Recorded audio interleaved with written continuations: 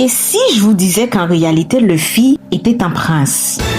Et si les porteurs du Di n'étaient pas des simples rebelles, mais bien des rois déchus? Nous avons clairement deux clans identifiables. Les dragons célestes qui s'autoproclament Dieu, descendants des 20 royaumes, vivant au-dessus du monde, au-dessus des lois. Ils portent en eux les gènes de la destruction. Esclavage, domination, effacement des peuples, génocide.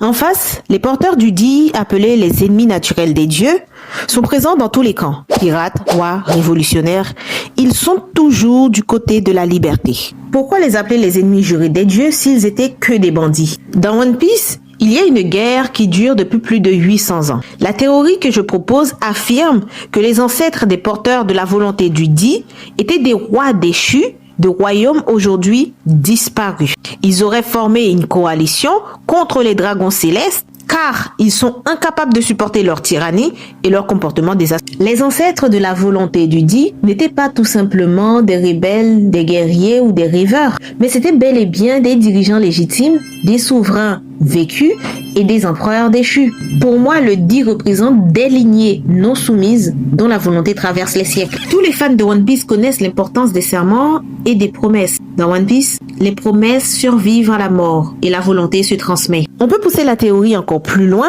en imaginant que le Di lui-même soit une promesse. Grâce à cette lettre dans leur nom, ils se reconnaissent entre eux et surtout, ils font le serment de ne jamais se soumettre et de ne jamais abandonner.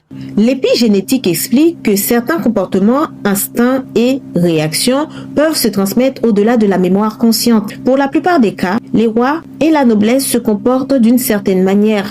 Ces comportements seraient liés à des traits transmis de génération en génération. C'est pour cela, j'affirme que les porteurs du Di, qui sourient face à la mort, qui ne s'agenouillent jamais et qui s'opposent naturellement à l'ordre établi, agissent sans pour autant connaître leur rôle dans cette guerre qui dure depuis bien trop longtemps. Vous vous demandez sûrement sur quoi je me base pour affirmer tout cela. Premièrement, je me base sur le comportement des porteurs du Di, comme je l'ai expliqué plus haut. Pour aller plus en profondeur, on peut évoquer la révélation de Vegapunk. Autrefois, le monde était bien plus vaste avec davantage de terres, de royaumes et donc de rois. Aujourd'hui, il ne reste plus que des fragments d'îles. Nefertari Cobra a également donné un indice non négligeable. Il a clairement demandé à Sabo de transmettre un message à Vivi. Nous sommes des Di. Il a ajouté qu'il sait désormais quel chemin le royaume doit emprunter. Cela semble souligner l'existence des deux camps, les porteurs du Di et les dragons célestes. Nefertari dit Cobra n'a jamais été du côté des dieux. Sa famille faisait donc partie de la coalition originelle. Encore une fois, si les Di n'étaient que des pirates, des bandits ou encore des simples rêveurs, comme on nous l'explique